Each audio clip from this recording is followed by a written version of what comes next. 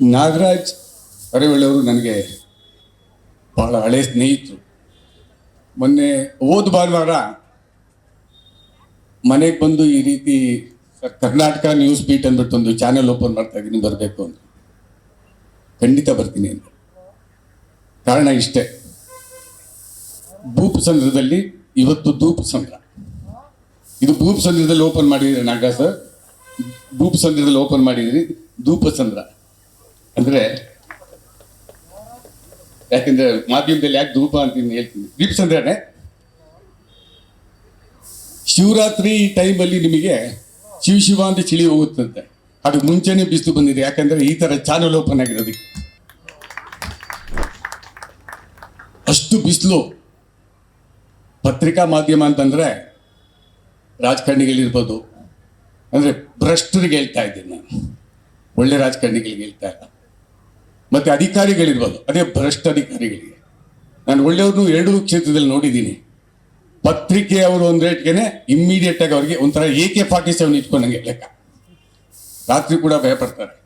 ಆ ಪತ್ರಿಕಾ ಮಾಧ್ಯಮ ಇರೋದ್ರಿಂದ, ಅದು ಸ್ಯಾಟಲೈಟ್ ಇರ್ಬೋದು, ಡಿಜಿಟಲ್ ಚಾನೆಲ್ ಇರ್ಬೋದು, ಇಲ್ಲ ಪ್ರಿಂಟ್ ಮೀಡಿಯಾ ಇರ್ಬೋದು, ಅದು ಇರೋದ್ರಿಂದ ಇವತ್ತು ನಮ್ಮ ದೇಶದಲ್ಲಿ ನಾವು ಸ್ವಲ್ಪ ಉಸಿರಾಡ್ತಾ ಇದ್ದೀವಿ. ಇಲ್ಲ ಅಂದರೆ 140 ಕೋಟಿ ಜನ ಉಸಿರಾಡೋಕ್ಕಾಗಲ್ಲ. ಆ ಪರಿಸ್ಥಿತಿ ಆಗಿದೆ. ನಿಮ್ಗೆ ಗೊತ್ತಿದೆ, ಯಾವುದೇ ಪಕ್ಷ ಆಗಿರ್ಬೋದು. ನಾನು ಆ ಪಕ್ಷ ಈ ಪಕ್ಷ ಅಂತ ಹೇಳೋದಿಲ್ಲ. ಪೊಲಿಟಿಕಲ್ ಸಿಸ್ಟಮ್ ಹಂಗೆ ಆಗಿದೆ, ಮತ್ತು ಅಡ್ಮಿನಿಸ್ಟ್ರೇಷನ್ ಸಿಸ್ಟಮ್ ಕೂಡ ಹಂಗೆ ಆಗಿದೆ. ಒಂದು ಯಾವುದೋ ಒಂದು ವಿಷಯಕ್ಕೆ ಹಿಂಗೆ ಬ್ಯಾಂಗ್ಳೂರ್ ಡೆವಲಪ್ಮೆಂಟ್ ಅಥಾರಿಟಿ, ಅದಕ್ಕೊಂದು ಹೊಸ ಹೆಸರು ಇಟ್ಟೆ ನಾನು, ಬ್ಯಾಂಗ್ಳೂರ್ ಡಕಾಯಿತಿ ಅಥಾರಿಟಿ ತಿಳಿಸಿಟ್ಟೆ. ಕಾರಣ ಇಷ್ಟೇ, ನಾಗರಾಜ್ ಅವ್ರಿಗೆ ಹೇಳ್ತಾ ಇದ್ದೆ ನಾನು, ಒಬ್ಬ ಬಡವ ಹೋಗ್ಬಿಟ್ಟು ಸೈಟ್ ತೊಗೊಳಿಕ್ಕಾಗಲ್ಲ.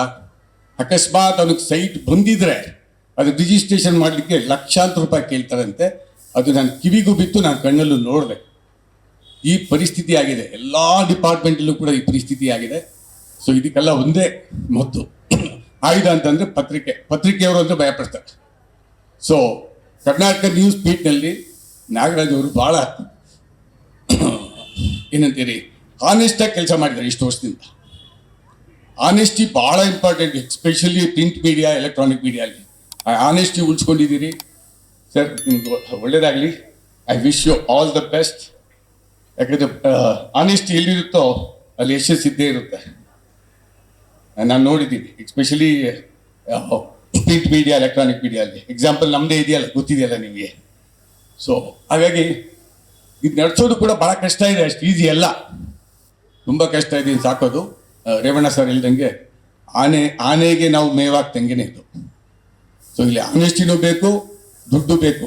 ದುಡ್ಡು ಬೇಕು ಅಂತ ಅಂದ್ಬಿಟ್ಟು ಮೀಡಿಯಾದವ್ರೆಲ್ಲೂ ಕೈ ಇಟ್ಟೋದಿಲ್ಲ. ಮೀಡಿಯಾದವ್ರ ಬಗ್ಗೆ ನಾನು ಎದುರುಗಡೆ ಯಾರೇ ಒಂದು ರಿಪೋರ್ಟ್ರ್ ಬಗ್ಗೆ ಕೂಡ ಉದಾಸೀನವಾಗಿ, ಅದು ರಾಜಕಾರಣಿಗಳಿರ್ಬೋದು, ಅಧಿಕಾರಿಗಳು ಮಾತಾಡಿದ್ರೆ ನಾಗರಾಜ್ ಅವ್ರಿಗೆ ಹೇಳ್ತಾ ಇದ್ದೆ, ಅವ್ರಿಗೆ ಬಿಡಲ್ಲ ನಾನು. ಯಾಕಂದರೆ ಆನೆಸ್ಟಿ ಅನ್ನೋದು ಒಂದೇ ಜಾಗದಲ್ಲಿ ಇವತ್ತು ಮೀಡಿಯಾನಲ್ಲಿ. ಸೊ ಅದರಿಂದ ನಾವು ಬದುಕಿದ್ದೀವಿ. I wish you all the best sir, ತುಂಬ ಒಳ್ಳೇದಾಗಲಿ. ಕರ್ನಾಟಕ ನ್ಯೂಸ್ ಬೀಟ್ ಕ್ಯಾಪ್ಷನ್ ಭಾಳ ಚೆನ್ನಾಗಿದೆ. ನ್ಯಾಯ ನಮ್ಮೊಂದಿಗೆ, ನಾವು ನಿಮ್ಮೊಂದಿಗೆ.